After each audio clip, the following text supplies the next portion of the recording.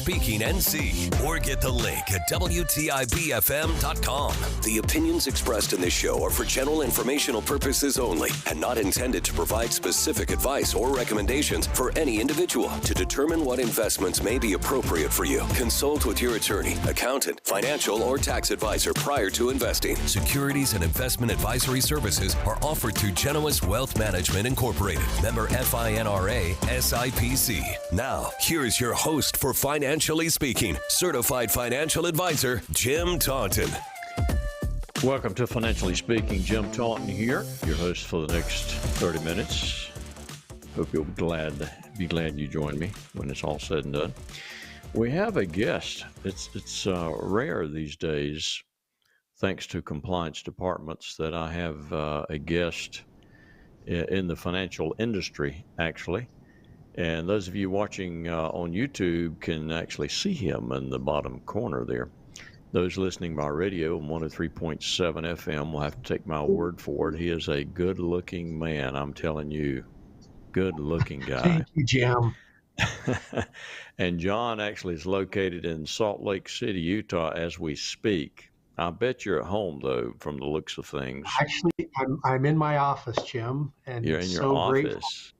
I am. Wow. So thank you so much for having me. Nice digs. We're going to go to about a 2-minute break and run a couple of spots, and we're going to come right back with John Lunt, and I'll give him a proper intro after the break, and then we're going to talk a little bit. Is that all right with you, John? That's fantastic. Thank you. Good. All right, let's go to a break, and we'll see you in a couple minutes. Aiden Golf and Country Club invites you to become a member. Come tour our beautiful clubhouse, ballroom, and facilities. For a quality golf experience, sign up for our discounted special membership rates, low monthly dues with no quarterly food minimum or assessments. Folks love to play golf at Aiden Golf and Country Club. Cool off at the pool all summer. Enjoy excellent food and beverages from the snack bar. Even store your own cart, unless you like to walk. Call 746-3389 for special limited membership rates at the Aiden Golf and Country Club. My practice has been built on accessibility, responsiveness, and a willingness to be proactive for my clients. I'm not afraid to make recommendations relating to your investments and planning. I do hope all of your financial decisions are good ones, but let's not rely on hope. Let's roll up our sleeves and get to work. Jim has attained 3 professional designations: Certified Financial Planner, Chartered Life Underwriter, and Chartered Financial Consultant, which entails 20 courses of study with examinations and a comprehensive national board exam, administered by the Certified Financial Planning Board. Jim has been practicing in financial services since 1979, which includes investing, planning, and insurance to help you meet your financial goals. Among the many awards Jim has received in his career is his selection to the Guide of the Top Financial Planners by the Consumer Research Council of America. So if you want to work with someone who is working for you, call Jim at 756-4700 or email him at planning@financiallyspeaking.com. That's 756-4700 and planning@financiallyspeaking.com.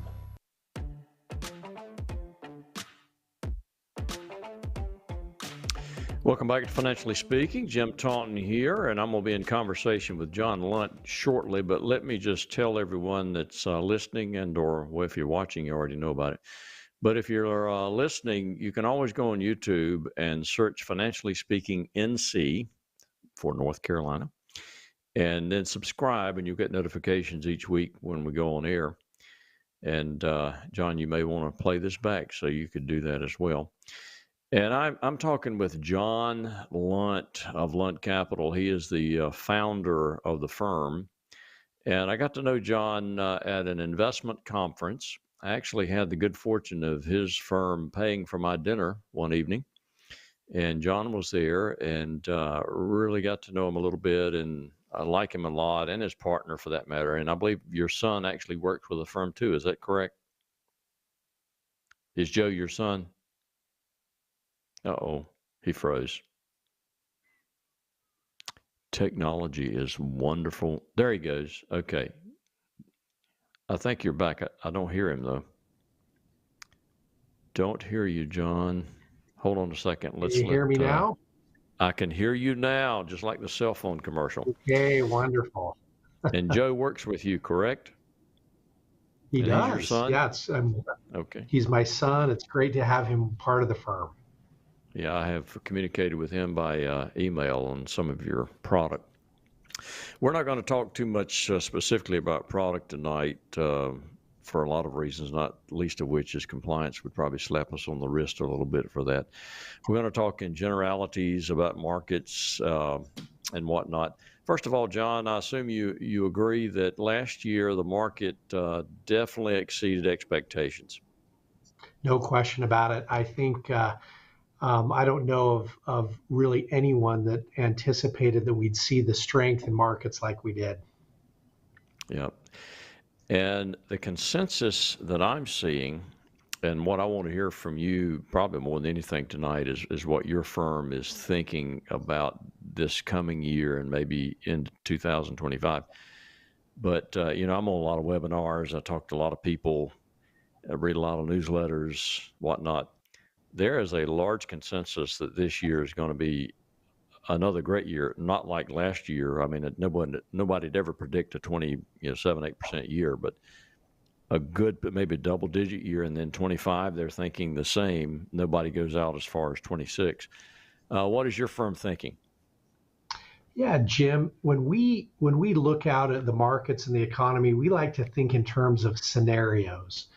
And the baseline scenario that we think that the market is anticipating and looking at is a soft in the economy, the Fed starting to cut interest rates, which ultimately would lead to probably a positive market year. I think that what we'd look at though is that when we talk about the market, there are a lot of differences. And last year was to such a large degree by the biggest largest companies. We think there's a lot of interesting opportunities in the rest of the market.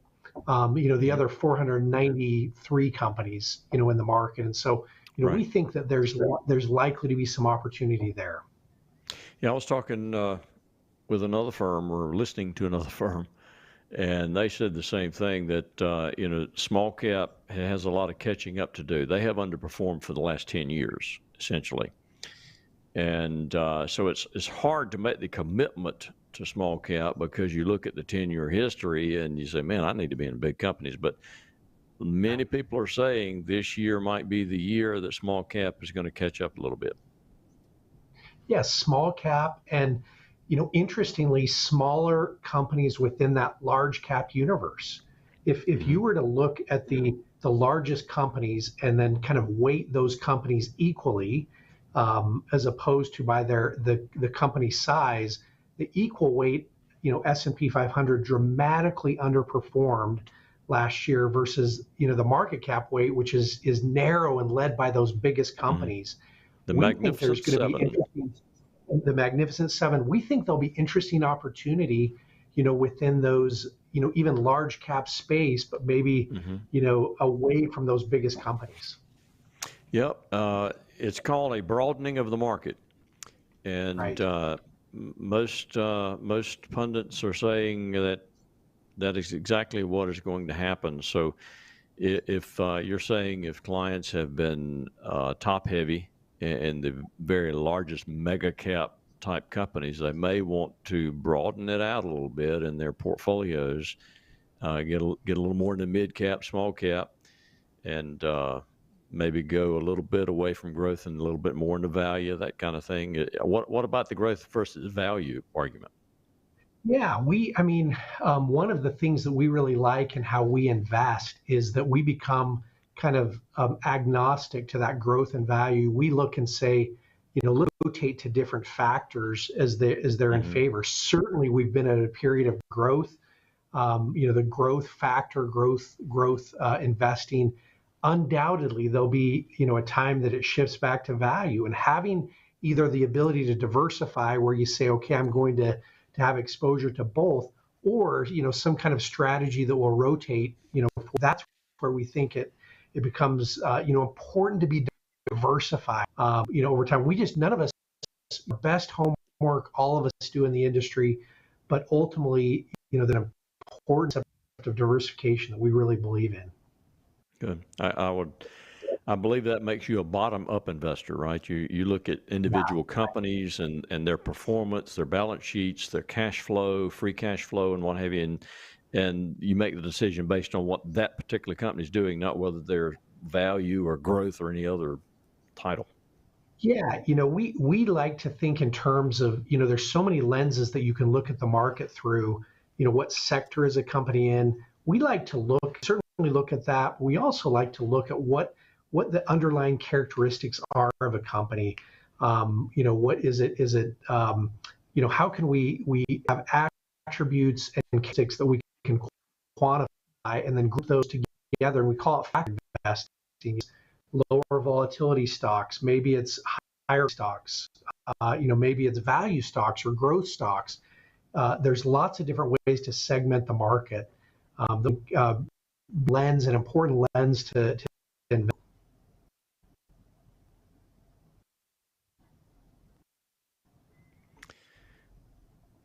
All right. We're having glitches in the connection, but I think you can hear me now, correct? I can. Yep. Okay. Your video is frozen, but as long as we can hear you, that's fine. You're moving around now. So we're back. All right. We didn't actually practice any questions, or I didn't tell you what I would ask you, so I could ask you anything. I mean, like, would you quit beating your wife? That kind of thing. Yeah. Who you were supporting for president? Family. She is the greatest. Yes. Mitt Romney's not running, so I assume he's not in your picture as far as president's concerned. But he is a good Utahian or whatever you call him. He is. Yes, he is. All right. You have, and again, we're not going to get into individual products specifically about performance and that kind of thing. But having said that, you have a portfolio called the Lifetime Portfolio, and I'm looking at the PowerPoint presentation, the first page, and you basically invest this portfolio based on historical long-term economic growth, long-term profit growth, which equals long-term market growth. So you have a very long-term perspective on how you're managing that particular money. And I don't know, are you more tactical in other portfolios that you have or not? Yeah, we are. One of the things that we believe about diversification is that there's asset class diversification, stocks and bonds and U.S. and large cap, small cap, international. But there's also strategy diversification. And so we'd say it's important to have elements of your portfolio that are thinking very long term, looking through this noise that can happen, day to day or even month to month, year to year, thinking really long term, investing for a lifetime. We can also have elements of the portfolio that can be more tactical and dynamic, adapt to changing, assumptions as different factors or sectors, go in and out of favor. That strategy diversification we think is important to bring, to a total portfolio. Again, so you bring asset class diversification and strategy diversification to your investment portfolio. Very good. Yeah, I tell clients, when they bring me their worries and concerns because they get an email saying the sky is falling and their dollars are going to be worthless and all that stuff. I tell them we have to invest and plan as though the next 25 years is going to be something like the last 85 years. Because if it's different, there's no way for us to know that. So we have to use history as our guide. Saying that, when I saw this PowerPoint slide talking about long-term, what about people that are, you got a 70, 75-year-old that's retired, they're actually drawing income off their portfolios. They can't think so much long-term. What do you do for them? I love that point because, different investors, whether it's an individual, a family, a company, an institution, you might have different times and different, and that's one of the things where I really believe in the value of a financial advisor. you can take investment products, but having someone that knows how to use those products, we just think is really valuable. And to your point, if it's someone that I'll have maybe my is in wife Venmo you for that statement, by the way. it's really true. And if you have a situation where you're drawing income, maybe you don't have the same time horizon to weather terms, you wouldn't have any allocation, but that allocation is going to be small. There's other appropriate investment solutions that are going to be lower returning, also bring less risk, less volatility. There is between risk and return. Gotcha. And we need to be appropriate in bringing the right tool to the job, Exactly. as you can in case. All right. Having said that, what I want you to do now, I'm going to interject some of my opinions I've shared on the program the last few weeks, and then you compare what your firm is thinking. And I really want to know more about how you actually make the decisions about selections of stocks and whatnot. I actually asked you that question several times at dinner. You never did answer the questions. It's kind of like it was a secret, We couldn't let it out of the bag. But anyway, rates are going to be coming down.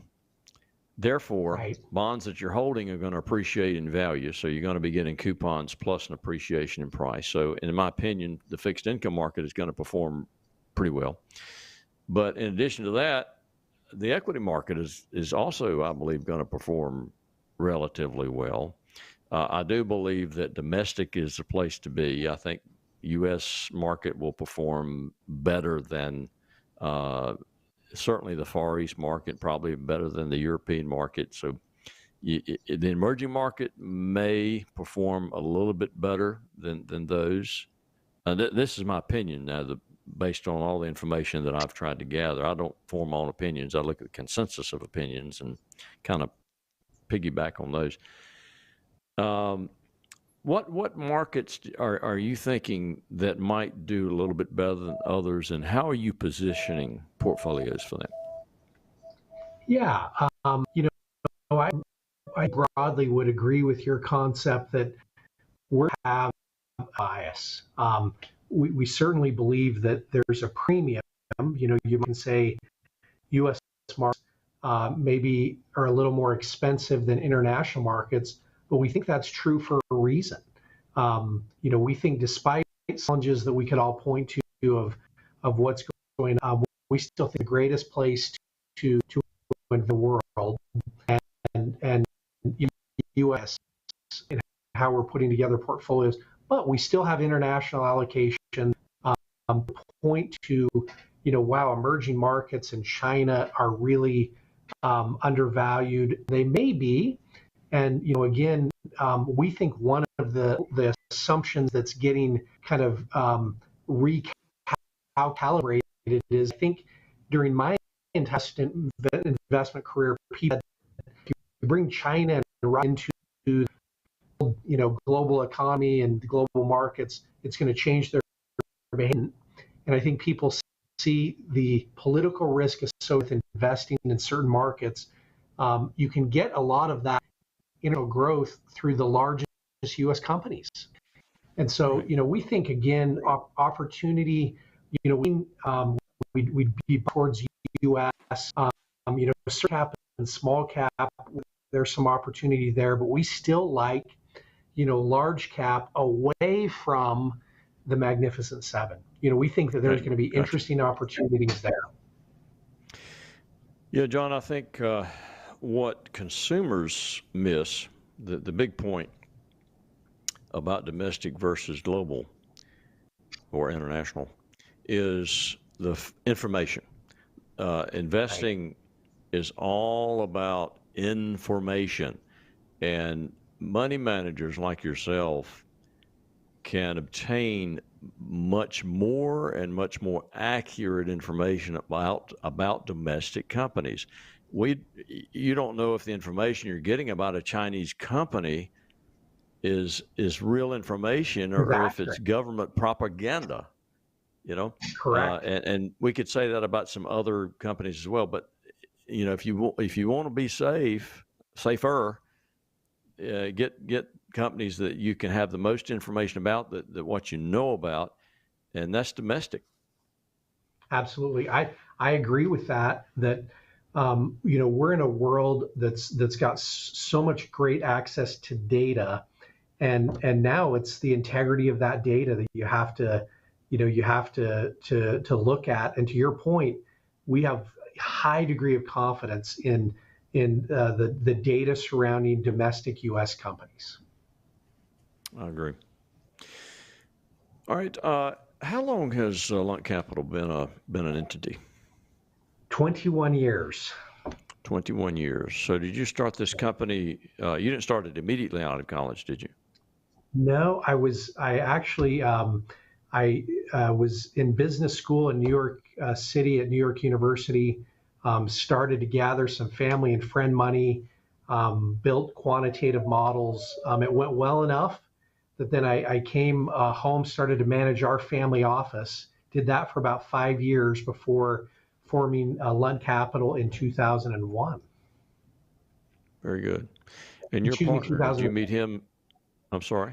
Yeah, 2003 actually was the start of Lunt Capital. But my partner, Ryan Hessenthaler, we have been the best of friends since the 7th grade. So we were did he college go to New York roommates. University as well? He did not, but we were college roommates at Brigham Young University, and have been great friends for a long time. So you received your master's from New York University, is that correct? That's correct. Okay. Brigham Young. Yeah, we were supposed to play them, and I think some more. Maybe it's no, it was Boise State that reneged on the contract. But anyway, that's another story altogether. Are you into sports at all? I am. Yeah, very much so. Okay. Yeah, Brigham Young has a great sports program. Of course, they have these 30-year-old guys playing, college football. So that's one advantage for having to go on a mission for so many years. That's right, and of which I did my mission in Ukraine. So that's a part of the world that, as these missions out, get to interesting parts of the world, and Ukraine was that for me. So that's a part of the world I know well. Well, let me ask you something. You can see behind me, I've got an Israeli flag here. I assume you can see that on the screen. I don't know what you're looking at, but for a long time I had a Ukrainian flag here to support Ukrainians. But thank you. And we certainly detest what the Russians have done. But is it not true? And I don't know. I just read things, and is it not true that the government of Ukraine has been historically very corrupt? And the guy that was it not Milosevic? What's the fellow's name that's the president or premier? The current president, Zelensky. I mean, historically, it was there was a lot of corruption. There has been an enormous effort over recent years as they've turned west, as they've turned to Europe and the United States to root out that corruption. There's remarkable efforts of reform going on in Ukraine. I was actually in Ukraine in October, and have worked closely with a lot of organizations, and there is an amazing transformation happening in Ukraine. Good. Yeah, Zelensky was a comedian, wasn't he, in a former life? He was. That's correct. That's exactly right. And he's turned into a really great wartime leader. Good. Yeah, I don't think the invasion will be the fodder for any stand-up. No, I don't either. That's for sure. And God save Israel as well. We just got little hot spots all over the place. But right. Anyway, I'm going to give you an opportunity. We got about 4 minutes left. If you'd like to say some parting words, either about what clients should think about or do, and then about your company, how people can contact Lunt Capital, all that. Just roll it all up into 4 minutes or so, and I'll interject if I need to.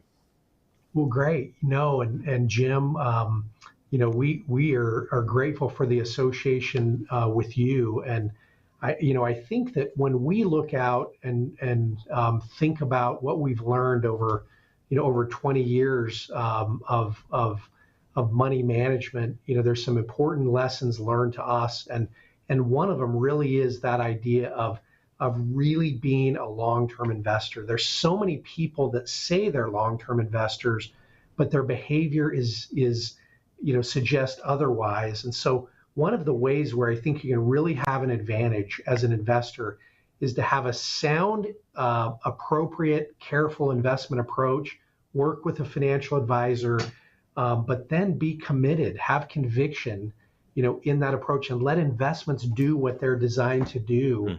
We have confidence in that kind of approach, because I think some of the difficulties that happen with investing sometimes are self-inflicted.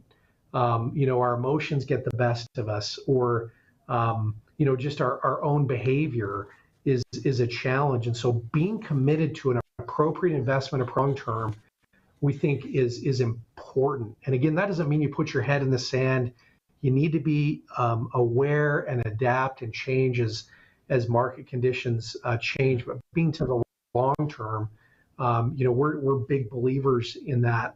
We believe also that that every dollar worry. That when you think about dollars that you have stewardship over, as a money manager, you need to reflect on everything that went into that, the blood, sweat, and tears that go into to the money that we have the privilege to manage. So that's the mindset that we really have at Lunt Capital.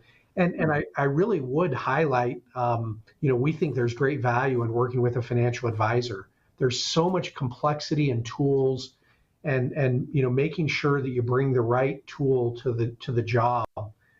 That's what great financial advisors do, and we're big believers. Hey, John, can you read this wall hanging over my left shoulder? I love it. Trade your plan, not your emotions, Jim. That's market wisdom. You walked all over it. Yeah, fear and greed are the two great thieves when it comes to portfolio performance, and that's. In my opinion, that is the number one reason for working with an advisor, is to have an advisor that looks at it objectively and logically.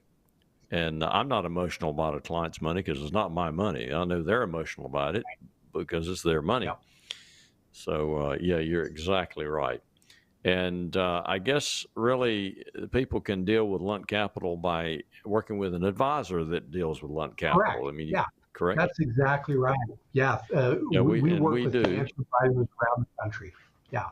Yeah, Lunt Capital is one of the strategists that's on our advisory platform called Axiom, that is with Genius Wealth Management.